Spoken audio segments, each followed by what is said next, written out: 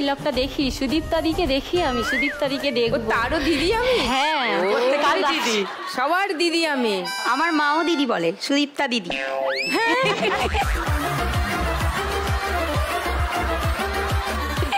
মানে দিদি ছাড়া আর কিছু না, আর সবার দিদি। ওকে,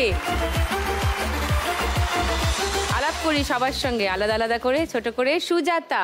নমস্কার দিদি, আমি সুজাতা দত্ত। আমি এসেছি বাঁকুড়ার সোনামুখী থেকে। আমি একজন হাউসওয়াইফ। তোমার বাড়িতে কে কে আছে? আমার বাড়িতে আমার হাজবেন্ড আছে, আমার বাচ্চা এবং শাশুড়ি মা। আজকে এসছে কে? হ্যাঁ, এসছে। আমার দিদি এসেছে, আমার হাজবেন্ড, আমার মেয়ে, আমার বেস্টি এবং আমার ছেলে। ওরে বাবা, মেয়েও এসছে, ছেলেও এসছে। হ্যাঁ, মানে ওটা দিদির ছেলে, ওটা আমারই ছেলে। ওকে। পায়েল। নমস্কার। নমস্কার দিদি, আমি এসেছি শোভাবাজার থেকে।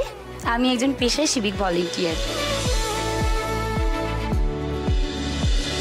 কোথায় তুমি ডিউটি দাও? আমার পোস্টিং আমার স্ট্রিট ওমেন পিএস। বাহ, নাইস। আরো গল্প শুনবো তোমার।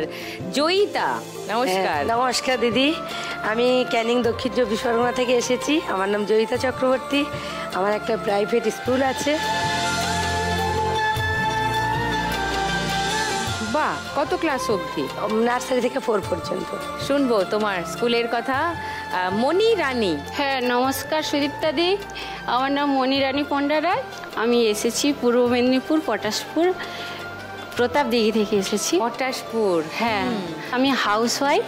আমি ক্রুজ কাঁটার কাজ করি।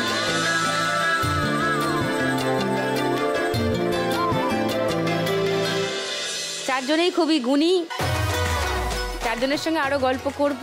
ফার্স্ট রাউন্ডের খেলাটা শুরু করে দিই। ফার্স্ট রাউন্ডে আমাদের আজকের খেলা টাকা ওড়ে দেখো ধরে। খেলা শুরু করবার আগে সুজাতার কাছে আরেকবার আসি।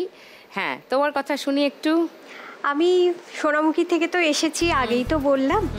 হাজবেন্ডের চিকিৎসার জন্য হঠাৎ করে আমার খুব টাকার প্রয়োজন হয়ে যায়। অসুস্থ ছিল? অসুস্থ, এখনো আছেন। ও আচ্ছা। এখনো আছেন। তো আমাদের মানে একটা গ্রসারি শপ দোকান, ওটা যৌথ। হ্যাঁ, তো ওখান থেকে ও মানে বেরিয়ে যায় আর কি। পারিবারিক কিছু ইস্যুর জন্য ওকে বেরিয়ে আসতে হয়। তো অনেকটা টাকার ধাক্কা। টাকার ধাক্কা কেন? যেহেতু ও পুরো শূন্য পকেটে ওখান থেকে বেরিয়ে এসছে। আচ্ছা। এরপরে বেরিয়ে এসে ও অসুস্থও ছিল। আচ্ছা। হায়দ্রাবাদে ওর প্রতি 6 মাস অন্তর ওর একটা চেক আপ হয়, তো সেটা করাতে পারছি না। কিসের চেক আপ? কি ওর একটা বিরল রোগ, মানে বলেছেন যে লাখে একটা এই রোগটা। সেটা হচ্ছে ইন্টেস্টাইনে ওর একটা ক্লট আছে, যেটা ইন্টেস্টাইন, আমাদের লার্জ ইন্টেস্টাইনটা, ওই ইন্টেস্টাইনটা একদম ওটা একটা জায়গাতে না, ওটা একদম সরু হয়ে গেছে। ওইখানটা ক্লট ছিল। ওটার কিন্তু কোনো মেডিসিন নেই। ওটা মেডিসিনের দ্বারা কিওর হবে না। যা